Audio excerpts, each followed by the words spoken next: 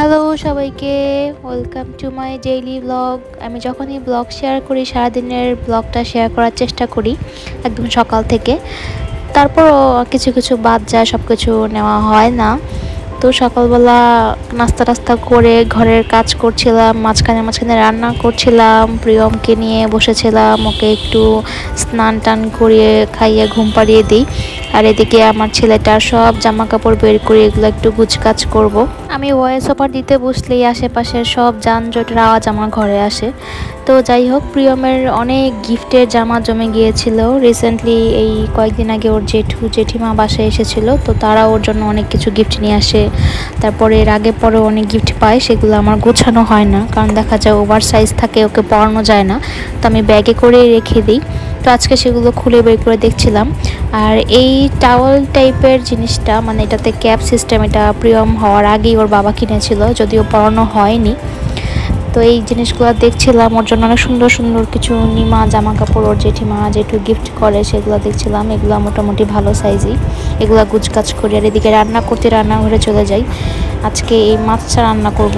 Sorry, আমি এই মাছের নামটা ভুলে গিয়েছি। আমি মাছের নাম একদমই ভালো জানি না, কারণ আমি মাছ কাটতে পারি না। এটা আমাদের বাসার হেল্পিং হ্যান্ডই করে দেয়। বেশিরভাগ ক্ষেত্রে আমি মাছের নাম জানি না। এই মাছটা রান্না করা অনেক কষ্টের, কারণ অনেক অনেক বেশি নরম আর একদম তেল ছিটে আসে। ছিটে আমার ঠোঁটে এসেছিল আনফর্চুনেটলি, সেটাই দেখাচ্ছিলাম ফার্স্টে। এক জায়গায় একটু ঠসা পড়ে গিয়েছে।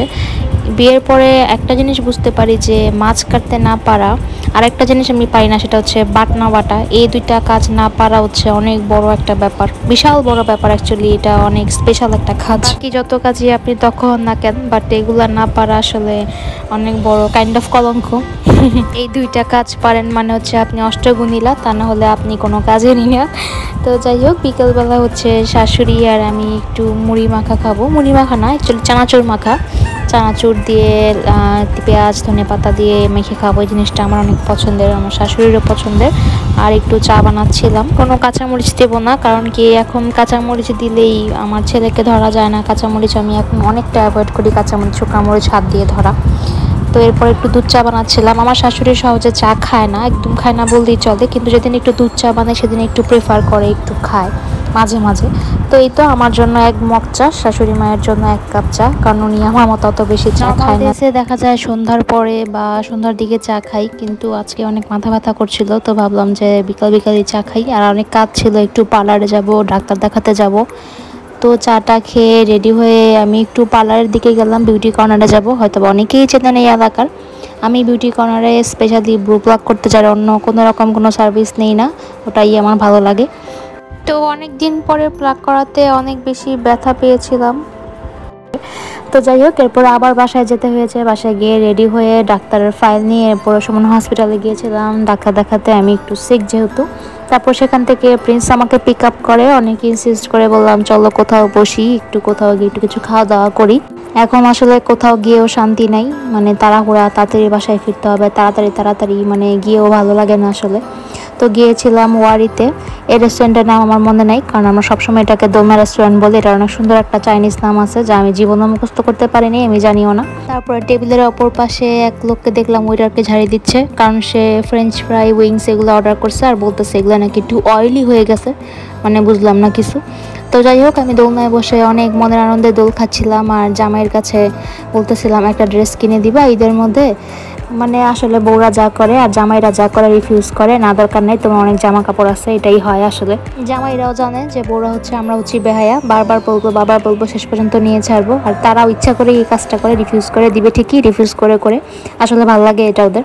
তো যাই হোক, আমি দোল খাচ্ছিলাম আর খাবারের জন্য ওয়েট করছিলাম, তাড়াতাড়ি বাসায় ফিরতে হবে, কেন খাবার দিচ্ছে না।